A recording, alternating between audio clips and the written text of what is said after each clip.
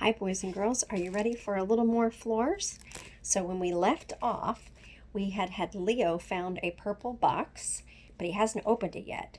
And a guy named Bernard is going through all of Merganser's old papers, trying to figure out what's going on in the hotel. So that's where we've left off. So this was from Merganser D. Whippet, upon my father's death. I will not date these entries, for dates have only marked bad things in my life. I vow never to think of dates and days than times again. Here are some reasons why. My mother died when I was 4, a very bad day. I have many memories of her, though. I've never written any of them down. That must change. My father sent me to boarding school when I was a little bigger, also a bad day. There were all the days in between when I wished my father would notice me, but he never did. On one of those days I made stilts and bounced up and down on springs, my first good invention, which my father ignored. They poked holes in the ceiling of my room, but what did it matter? My father had thousands of ceilings all over the city and all over his fancy hotels. Couldn't he do with just one ceiling that had holes in it? And finally there is today, the day my father died. He leaves me with two things: $1 billion fortune and a final verdict.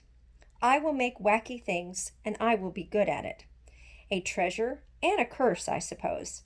But I am left with one thing more, something I don't think my father meant to leave behind. I have a feeling it will matter most. MDW. Notation about my mother. She loved rings. I must make an effort to find all the rings I can. Bernard searched the sky with his dancing eyes, nodding his head with reassurance as he closed the folder. He had big plans for the hotel and the vast land it sat on, and more information than anyone else who might be trying to bring these things under their control. "What are you hiding, Mr. Whippet?" he asked. Chapter 3. Mr. Powell Explains the Rules. The elevator had been so crammed with ducks on the way up to the roof that Leo couldn't properly examine the purple box. He'd counted the minutes while the elevator rose, and ever so slowly. Betty had held a sideways gaze on Leo, like she was sure he was hiding more snacks. And now he felt glad to be going back down, alone at last with a box that had his name on it. There were many ways into the maintenance tunnels of the Whippet Hotel, one of which required stopping between floors in the duck elevator. This Leo did, pulling the lever to the middle position, just 2 minutes into the ride. The duck elevator stopped and Leo turned a latch on the roof, popped it open to the shaft above. The opening wasn't very big, but it was large enough for Leo to slide the wooden box through and set it carefully to the side. Leo climbed through the opening as well and realized he'd stopped late. The round hole to the maintenance tunnel was almost out of reach, but not quite. Leo stretched up and pushed the purple box into the darkness of the tunnel. His walkie-talkie squawked to life. "Leo, come in, you there?"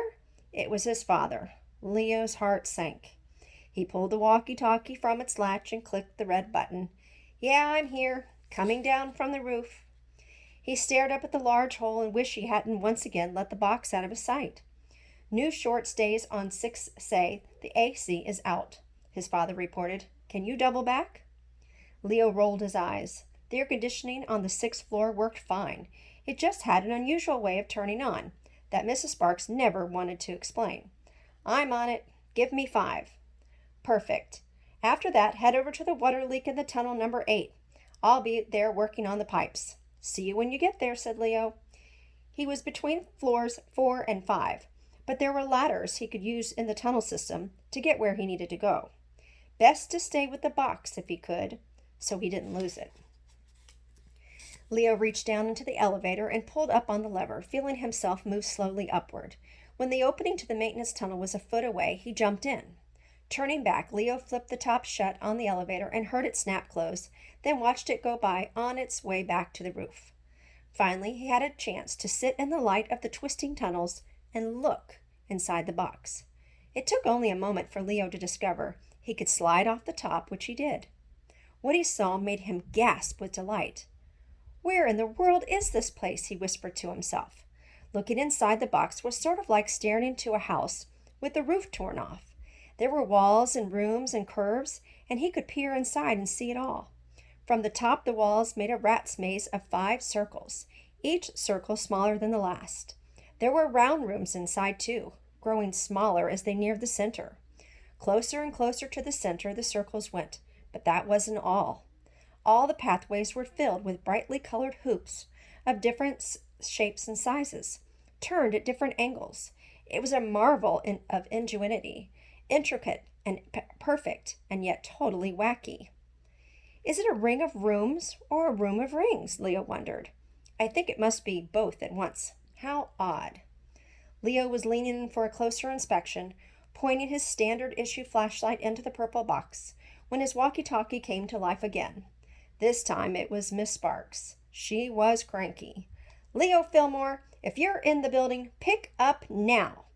He wanted desperately to turn off the walkie-talkie and figure out what the room of rings or the ring of rooms was supposed to mean. Why on earth had it shown up in a box with his name on it? We'll stop there and I'll read more later. Bye, boys and girls.